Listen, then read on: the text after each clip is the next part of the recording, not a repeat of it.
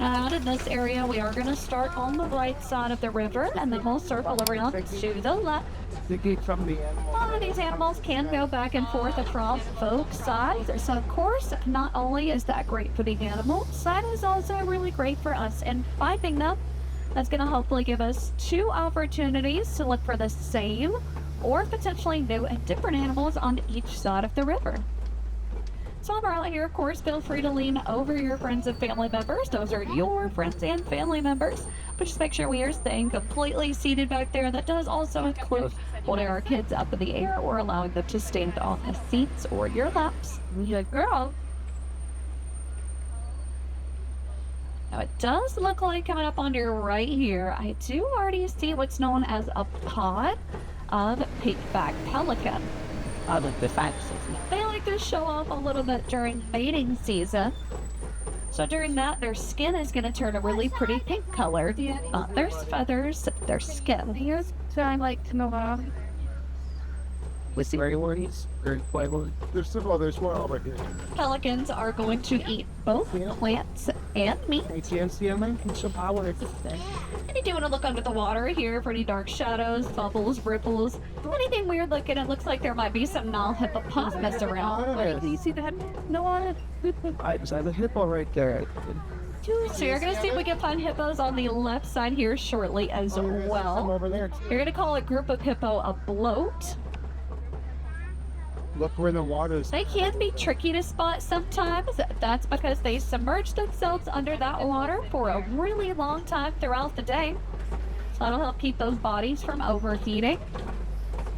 They're able to do that while they're asleep as well. They can actually close their nostrils and they can fold their ears back.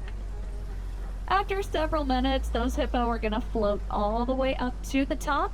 They take a breath of air, and then they're going to float right back down to the bottom and not wake up at all during that entire process. I do always highly recommend if you potentially want to spend more time with the hippo than we get to do here at the safari, check out the Gorilla Falls Exploration Trail. There's an underwater hippo puddle window in that area, so sometimes you can see them swimming underneath the water. I get the.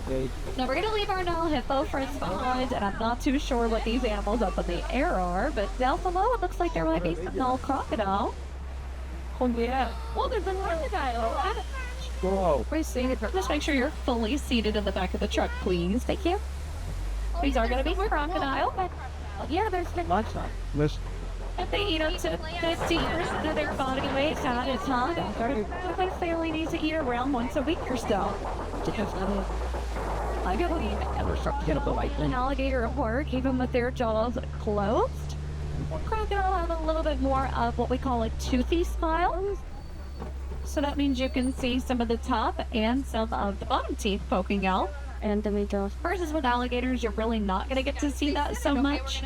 That is only because their lip covers a little bit more. They do also have two different snout shapes.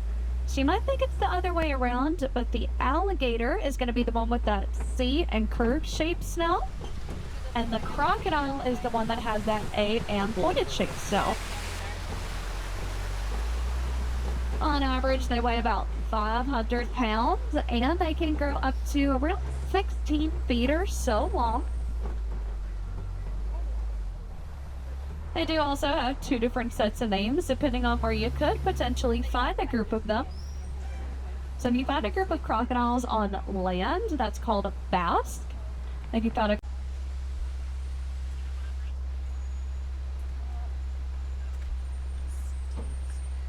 Now, out in this area, we are about to go ahead and say after a while to not only just those crocodiles, but everybody else we saw out there in the river as well.